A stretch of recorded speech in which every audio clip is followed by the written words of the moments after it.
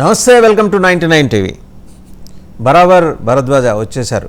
భారతీయుడు మీద మరి ఆయన ఎలాంటి అభిప్రాయం చెబుతారు? ఎందుకంటే ఈయన రెండో భారతీయుడు కింద లెక్క చూడాలి. కమల్ హాసన్ది దాదాపు 2 దశాబ్దాల తర్వాత 28 సంవత్సరాల తర్వాత వచ్చిన భారతీయుడు 2 కాబట్టి మరి చాలా ఏజ్ గ్యాప్ వచ్చింది. మరి ఆ వృద్ధాప్య ఛాయలు ఏమైనా భారతీయుడు 2లో ఉన్నాయా? ఇంకా ఇతరత్ర చాలా ఆసక్తికరమైన అంశాలన్నీ మనతో మాట్లాడడానికి వచ్చేసారు బరాబర్ భరద్వాజ్ గారు.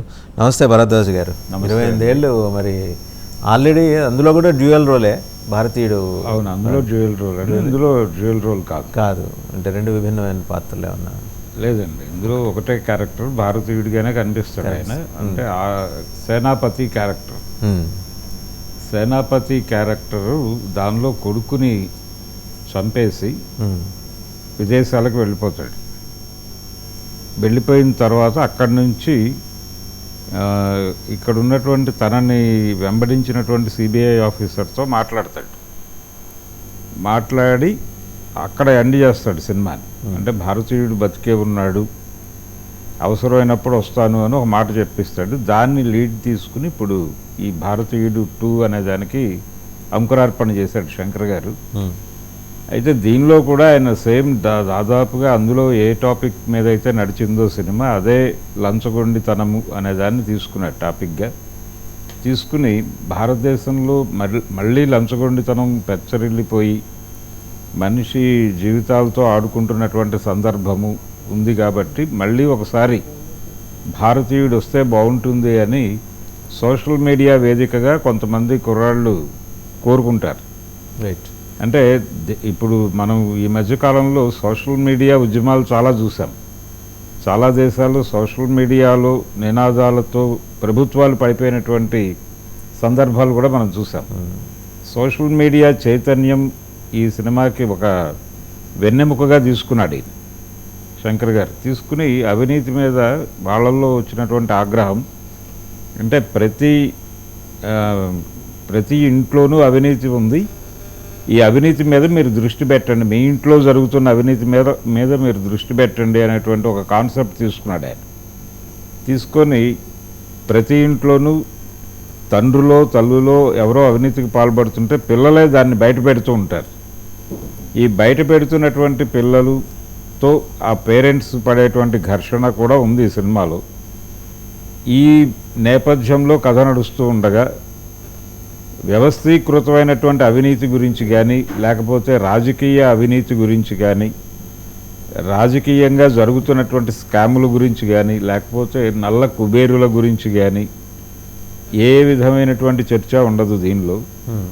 కాకపోతే పాన్ ఇండియా సినిమా చేయాలి ఈ అవినీతి మీదే, అంటే లంచగొండితనం అనేది ప్రధానం. ఈ లంచగొండితనం అనే దాని మీద సినిమా తీస్తున్నాం కాబట్టి పాన్ ఇండియా లెవెల్లో తీయాలి. ఇప్పుడు ఏ సినిమా అయినా పాన్ ఇండియా స్థాయి సినిమా తీస్తే తప్ప మార్కెట్ వర్కౌట్ అవ్వదు, బడ్జెట్ వర్కౌట్ అవ్వదు అనే ఉద్దేశంతో గుజరాత్లో ఒక ఇన్సిడెంటు, పంజాబ్లో ఒక ఇన్సిడెంటు ఇలా తీసుకున్నాడు ఆయన. అలాగే విద్యా వైద్యం ప్రైవేట్ సెక్టార్లోకి వెళ్ళిపోయిన తర్వాత అక్కడ జరుగుతున్నటువంటి అవినీతి, జనాల మీద పెడుతున్నటువంటి ప్రెజరు, దీనికి సంబంధించి కూడా 2-3 అంశాలు తడిమే ప్రయత్నం చేశాడు శంకర్ గారు. కానీ దేనిలోనూ కూడా ఆయన నిలబడలేదు. ఏ అంశాన్ని తీసుకున్నా కానీ నిలబడలేదు. అలాగే కన్జ్యూమరిజం, మార్కెట్ ఎకానమీలోకి వచ్చింది భారతదేశం, కన్జ్యూమరిజం పెరిగింది. ఈ కన్జ్యూమరిజం అనేది జనాల్ని అవినీతి పరుల్ని చేస్తుంది. దాని గురించి కూడా అలా ప్రస్తావించి వదిలేస్తాడు.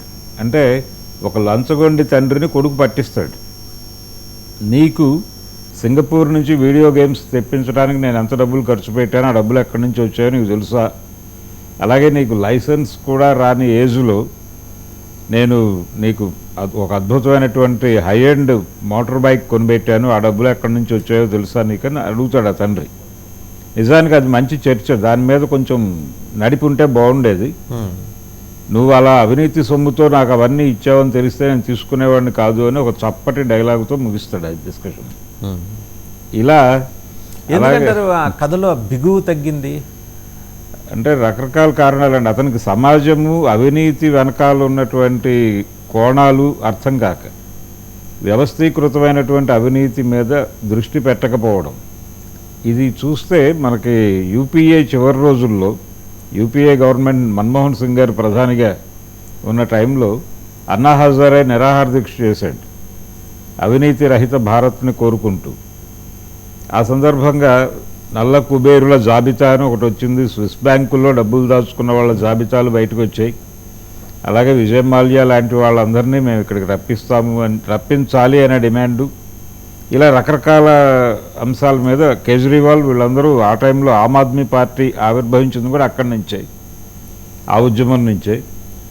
అయితే రకరకాల అవినీతి మీద విపరీతమైన చర్చ జరిగింది, కానీ తర్వాత ప్రభుత్వం మారిన తర్వాత అది ఏమైపోయింది ఆ చర్చ అనేది ఎవరు పట్టించుకోలేదు.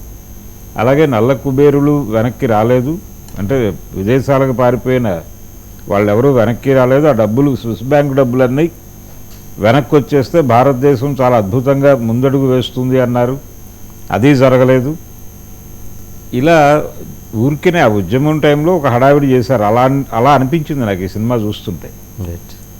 అంటే ఏ రకమైనటువంటి ఇంపాక్టు లేదు, అలాగే డిస్కషను లేదు, ఒక కొత్త పాయింట్ కూడా ఏమీ లేదు. జస్ట్ అవినీతి, లంచం తీసుకుంటున్నారు ఉద్యోగులు, దానివలన చాలామంది జీవితాలు నాశనం అయిపోతున్నాయి. అర్హత లేని వాళ్ళు ఉద్యోగాల్లోకి వస్తున్నారు. లంచం తీసుకుని ఉద్యోగాలు ఇవ్వటం వలన, లంచం తీసుకుని డిగ్రీలు ఇవ్వటం వలన ప్రపంచం అంతా సర్వనాశనం అయిపోతుంది. ప్రతిభకి గుర్తింపు దొరకటం లేదు, డబ్బులకే గుర్తింపు దొరుకుతోంది అనే ఒక పాత పాయింట్ తీసుకుని దాని మీదే సినిమా నడిపేటువంటి ప్రయత్నం చేశాడు ఆయన. అంటే శంకర్ మీద ఎక్స్పెక్టేషన్స్ చాలా ఉంటాయి కదా సార్, ఎందుకని అంత సినికల్ అయిపోయాడు అంటారు? అంటే ఏజింగ్ ఇష్యూస్ అంటారా? లేదు, ఆయన కనీసం అవినీతి అనేది మంచి టాపిక్ ఇప్పుడు కూడా.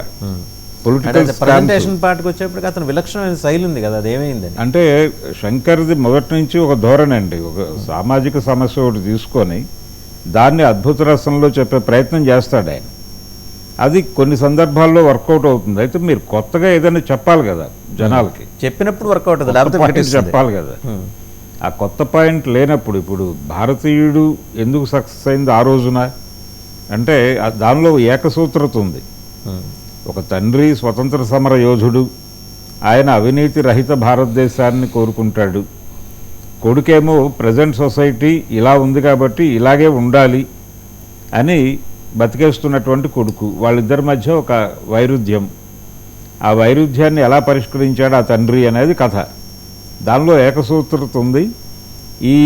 ఇప్పటి సమాజంలో ఎలా ఉండాలో అలా ఉంటున్నటువంటి కొడుకు క్యారెక్టర్ మీద కొంత ఎంటర్టైన్మెంట్ వర్కౌట్ అయింది ఆడియన్స్ పరంగా. పాటలు ఉన్నాయి, ఇద్దరు హీరోయిన్లు ఉన్నారు, డ్యూయెట్లు ఉన్నాయి. ఇవన్నీ కలిసి సినిమాని ఒక ఎంటర్టైనింగ్ కమ్ ఒక సామాజిక స్పృహ ఉన్నటువంటి ఒక అంశం, బ్యాక్ బోన్గా ఉన్నటువంటి కథ, ఎంటర్టైన్మెంట్తో నడిచేటువంటి కథగా దాన్ని జనాలు రిసీవ్ చేసుకున్నారు, చూశారు. అందుకని సక్సెస్ అయింది అది. దీనిలో ఆ తరహా ఎలిమెంట్స్ ఏవీ లేవు. లేకపోవడం అనేది నిరాశ కలిగించింది జనాలని. అంటే కంటిన్యూస్గా ఇదే చర్చ. పోనీ దీనిలో ఏదైనా కొత్త కోణం చూపించాడా అంటే అది లేదు. కాకపోతే అంటే ఇదే విద్యా వైద్య రంగాలు ఎలా ఈ మార్కెట్ ఎకానమీలో ఎలా తయారైపోయినాయి అనేది చెప్పే ప్రయత్నం. అంటే ఒక డాక్టర్ ఆపరేషన్ చేస్తూ మధ్యలో ఏదో డౌట్ వచ్చి గూగుల్లో ఆపరేషన్ సీన్ చూస్తూ ఈయన ఆపరేట్ చేస్తూ ఉంటాడు. ఇలాంటివి కొన్ని సన్నివేశాలు కొంచెం ఆకట్టుకునేలాగా ఉన్నాయి, కానీ వాటిని కూడా కొంచెం విస్తృతంగా నడిపే ప్రయత్నం చేయలేదు ఆయన. అలా కట్ చేసుకుంటూ వెళ్ళాడు. దాంతో ఆడియన్స్కి పెద్దగా ప్రభావం లేదు.